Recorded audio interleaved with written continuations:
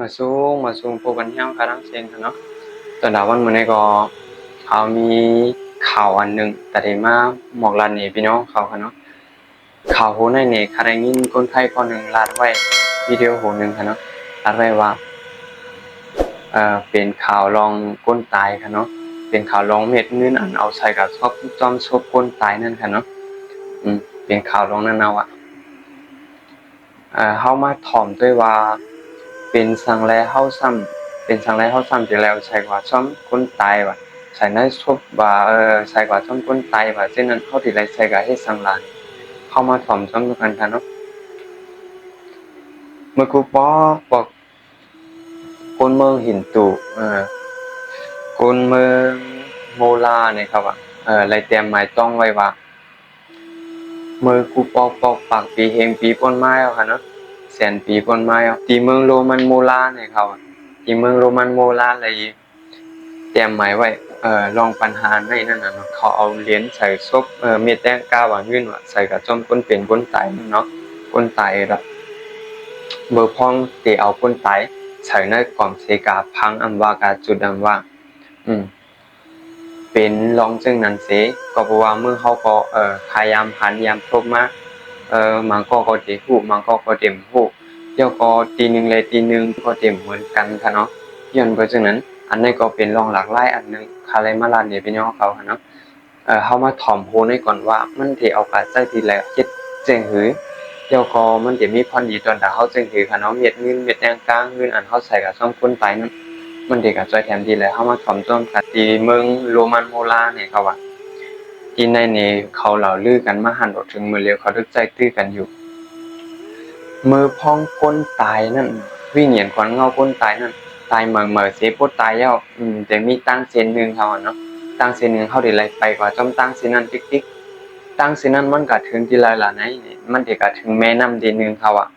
ชื่อแม่น้ำนั่นว่าแม่น้ำสติกเนี่ยเขาเนาะสติกแม่น้ำสติกเขาอ่ะที่แม่น้ำอันนั้นไปคามก็แหละขี่เฮ่อคามก็แหละก้วยกาวางเดี๋ยวไรเกียงกามันเขาอ่ะเนาะเดี๋ยวไรเกียงกามันเฮ็ดคือไรเดี๋ยวไรเกียงกามันล่ะเนี่ยเมืองในโคงผีนั่นเปิ้นจ่ายเงินกันอยู่นี่ตอนดาลองนั้นได้ขำฮู้นะก็เพราะว่าเฮาได้ไรจ่ายเงินอันเฮาใช้ว่าจอมชบคนตายจอมผมคนตายเช่นนั้นเนาะเฮาได้ไรจ่ายอันนั้นเฮ็ดที่คือคามใดครับว่าเพราะว่ามีเม็ดเงินแต่งกามมีเงินเสียเปียกกว่าจอมตัวเฮาเนี่ยเฮาได้ไรไปคามเอาเขาว่าแม่น้ำสติเนี่ยเฮาได้ไรไปคามเอาก็เพราะจังนั้นเงินเหรียญคำเหรียญแต่งกาเนี่ยเฮาได้ไรปันเจ้าเฮือลำนั้นจือเจ้าเฮือลำนั้นบาคือล่ะในอันเทออนเฮาวิ่งเหยียนควันเฮาขวัญเงาเฮากว่ามันเดออนกับที่แล้วล่ะในมันเดออนกว่ามันเดมีโครงผีโครงช้างโครงคนเตมีมึงอะไรพักตัวมันเดมีกูตีกูตั้งเฮืออันมันเดกะขึ้นนั่นเนี่ยมันเดออนเฮากะกูตีเฮาที่ไรก่อลงที่ไรก็มันมีเส้นหมายมันไว้หมดแล้วเนาะมีกูตีนั่นอันเดกับเกิดเป็นก้นขึ้นก็ที่ไรกะเกิดเป็นก้นอันเดลงมึงอะไรเสียก่อนอันไปไรกว่าเกิดเป็นก้นเกิดเป็นปิกตูปิกตาเป็นตัวสัตว์ตั้งหลายตัวมีแต่ในโลกเนี่ยมันเดไรกว่าเส้นตั้งนั่นกุ้ยกะว่าเฮือลำเนี่ยมันเดออนกับข้าวดังไว้หลายด้านเทิงมันเพราะว่าเนาะโกขี่เฮือในมันเดไว้ผู้ว่ามีเงินสีแปกสีแปะสีเดไรไปกาวเขาว่าเนาะเดไรไปกว่าข้าวตั้งไปกว่าน่ะคือเดกว่าถึงตีอันเฮาเดกว่าถึงอันเชียงใหม่เฮานั้นใจเขายาม1 ปากปีเขาอ่ะกูก็1 ปากปีใน1 ปากปีในมันหึงหนาเขาอ่ะอีกคงนั้นมันหึงหนาเพราะว่าเฮามีเงินเหรียญเงินอันจับตัวเฮากว่าบ่เนี่ยเพราะว่าเนี่ยเฮาได้ไรจ่ายเงินเหรียญนั่นปันกาคำตั้งเฮากาขี่คือเฮานั่นได้ไรจ่ายกาจังนั่นน่ะเนาะเพราะว่าเป็นมื้อเร็วก็เหมือนจังหนังเฮาขี่รถเด็กอะที่นั้นที่ไหนเนี่ยได้ไรจ่ายเงินเอากันได้ไรจ่ายเงินมันเหมือนนั้นเขาได้ไรเอาเงินอันนั้นกาปันกาขวัญกาเฮาขี่คือข้ามกว่าพวกขี่คือในมันไว้น้ำป่นข้าวย้ำสิพาวันมันถึงแล้วครับว่ากาถึงเตียงเฮาเช่นไม้เฮาได้ไรกว่าถึงนั่นครับมันกาถึงไว้นะครับว่าซื้อเจ้าเฮือลำนั้นห้องว่าแครอนเนี่ยครับว่าคนเมืองโบราณเขาห้องว่า เหรียญอันใช้ซบเงินอันใช้กว่าจอมก้นตายนั่นเมื่อเฮามื้อเหลียวได้เปิ้นได้ใช้เงินวางเจกับปันมื้อว่านั้นได้เต็มใช้ไผอยู่เนาะเขาได้ใช้เงินเหรียญเป็นแคปม่วนๆอ่อนนั่นเนาะเงินเหรียญใส่ในซบใส่ในซบวางเหนือซบวางเหนือหน้าเหนือตาวางเหนือตัวเฮานั่นขนาดเนาะเฮ็ดนั่นสิมันจังจับกว่าจอมเขาจังเอากว่าไรนี่เขาอ่ะในคนเมืองโบราณเขาอยู่ยามไว้จึงไหนผ่านดอกมื้อเหลียวเขาดึกใจคือกันอยู่ค่ะเนาะก้อยก็ว่าเฮามาลาดลองแครอนในมันทำเฮ็ดคือสิไหลเป็นก้นหับจางสงเวียงเหียนขอนเงาก้นตายล่ะมีแอลิสว่าชื่อภูออนโฮแอลิสในเป็นภูออนโฮผู้คงสร้างในคงผีเขานั่นสร้างแม่น้ำสร้างคงผีสร้างผู้อันกูเมียวนั่นน่ะเนาะคนนักเขาเจอมันเปิดไว้ผังแม่น้ำอันเตมาหับก้นอันตายเหมอกว่าจู่มันติละวันข้ามกว่าแทงคงนึงเป็นตะเปแอลิสเขาอ่ะแอลิสในเป็นคนผงช้างก็เพราะซึ่งนั้นเนี่ยเขามาวนเคยเมืองเฮาเสียมว่าตีนคาอยู่ในคายามพันมาเป็นเฉยเต้ออกเงินในใส่กว่าต้องก้นตายบางทีได้คำฮู้คณะก็การเตียนคายามอยู่มาในคายามพันเต้ก็เพราะซึ่งนั้นคาชนแต่ว่าเป็นรองอันคาชนใจเสคำฮู้มือกูปอกคำฮู้ว่าเปิ้นเอาใส่กับเฮ็ดสังเอ็นนี่มาถอมได้ในทำพระเป็นเจ้ารัดไว้ได้ว่าเงินคำอันเฮาหามาไว้ไรมือเฮาเปลี่ยนก้นในเอากว่าจ้อมไรเพราะว่าเฮาตายแล้วอันเฮาเอากว่าจ้อมไรมือเพราะเฮาตายนั่นมีกู้สู่และอากู้สู่ก้วยเขาว่าเนาะพระเป็นเจ้าเฮาไว้ได้ว่ามี2รองก้วยอันเอากว่าจ้อมไรก้วยก็ว่าในเมืองโรมันโมลาเขาได้ยุ่งยำกันว่าเงินอันใส่กว่าจ้อมตัวคนตายนั่นเขาเดียวกว่าใส่ข้าวตาอันเขาเด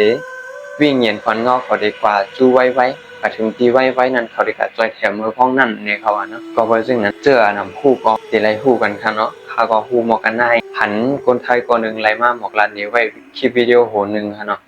พาอะไรออกมาเป็นฝ่ายใต้สีตัดปันพี่น้องเขาเจอนำไปฮู้เมืองปอดวันออกเขาก็ออนกันใจดื้อจังไหนค่ะเนาะเมืองตะวันออกเขาออนกันใจดื้อจังไหนเขาได้เอาเลน3เลนเขาว่าเมืองตะวันออกเมืองยุโรปเขาใช่ไหมเขาได้เอาเลน3เลนค่ำเลนเงินเขานั่นค่ะเนาะเขาได้ใช้กว่าจอมในชบคนตายนั่น3เลนเขาว่าเฮ็ดนั้นหันออกมาเร็วก็ดึกใจตื้อกันอยู่เขาว่ามาเร็วก็เจ้าก็มีทางเมืองหินตู่เขาอ่ะเมืองหินตู่เขาก็ก้วยกาเมืองหินตู่ในแบบเปิงอ่ะเขาที่เอา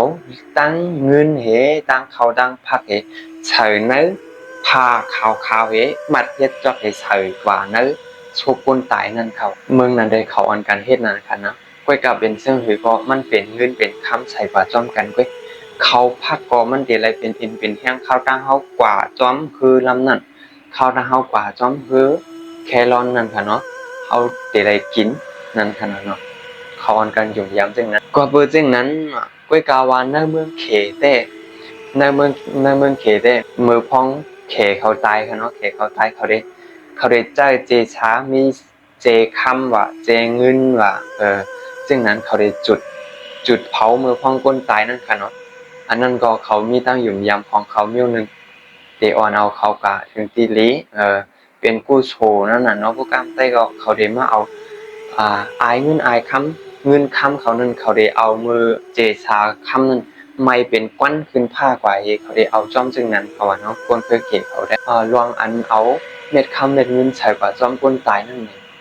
มันมีนำนะครับมีกูเมืองตั้งกำพาในอันอำเภอเนี่ยมันมีกำเอกไว้ค่ะเนาะมันมีกำเอกไว้ตอนหนังเมืองไทยเขาก็ยังเฮ็ด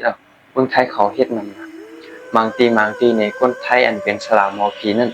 เขาได้กะเอากะขุดเอาตัวคนตายอันตายมาเขาดัง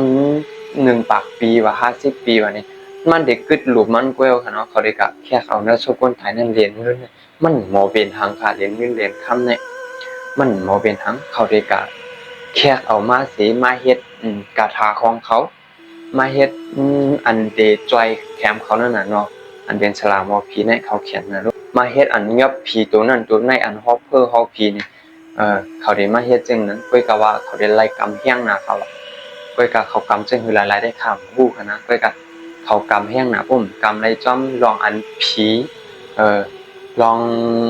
ฉลามผีเขากำนั่นน่ะเนาะผมกำไล่เขาผีตัวนั้นมันอยู่จ้อมเม็ดเงินตัวนั้นมันได้มาจ้อมหาวเม็ดเงินตัวนั้นตาเสกูเข้าย่ำเขาเนาะสิไล่กำจ้อม เช่นติไรกรรมจ้อมเหมือนหนังหมอผีเขาออนกันกรรมนั่นน่ะเนาะมันติไรกรรมหมอผีก็กรรมเมื่อเขาก็กรรมเมื่อปืนก็กรรมค่ะเนาะผมกรรมไรครับบางทีเนี่ยก็เพราะว่าซึ่งนั้นในมันมีเตะใช่กว่าจ้อมเตะมันอ่อนกันหยุ่นยำมากซึ่งนั้นค่ะเนาะเมืองหนึ่งไรเมืองหนึ่งเต็มเหมือนกันค่ะเนาะพี่น้องเขาเมืองไรเสียมว่าหันดีไรเมืองไรสมมติพี่น้องเขาหันวิดีโอหัวในสิพูดว่ามันนำเจอเนี่ยคอมเมนต์มาไว้เลยครับคอมเมนต์แต่วิดีโอหัวในคอมเมนต์มาไว้แต่คลิปวิดีโอหัวในอะไรครับมีลองเจอหืออันหมันแมนถูกแมนมันเนี่ยเขาคอมเมนต์มาไว้เลยค่ะเนาะทางว่าหันเขาออกข่าวต่างที่ต่างตั้งก็หันว่าในเนี่ยก็มันเป็นทางค่ะคอมเมนต์มาไว้เลยค่ะเนาะเอาค่ะบ่อยทรงด้านเซ็งค่ะเนาะตอนด่าวิดีโอหัวในก็มีลองมากันได้หนึ่งยินจงกูก่อนมาบันแห้งเขาเลยด้วยคลิปวิดีโอหัวในหันเราก็สุดค่ะเนาะสั่งว่าพี่น้องเขาไปไลค์กดแชร์กดติดตามวิดีโอเขาเอาไว้นี่ก็อันนั้นจะเป็นช่อง YouTube เขาไว้ค่ะเนาะหนังคือเดี๋ยวหันวิดีโอเขาผู้ปกครองนั้นใจโปรและติดตามไว้เขาก็เพราะฉะนั้นวิดีโอหัวในก็มีขอกรรมขอกันได้หนึ่งค่ะเนาะเอาข้ามมาส่งดังเซ็งค่ะ